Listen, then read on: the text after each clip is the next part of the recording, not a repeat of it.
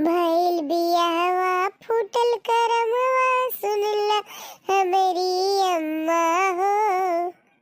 एक तो मिलल करिया बलमवा दूसरे हवै निकम्मा हो।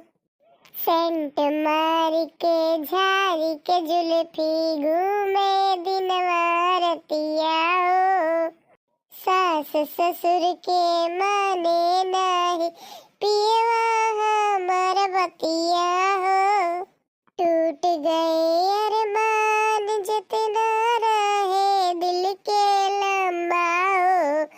एक तो मिलल करिया बलमवा दूसरे हवै निकम्मा हो।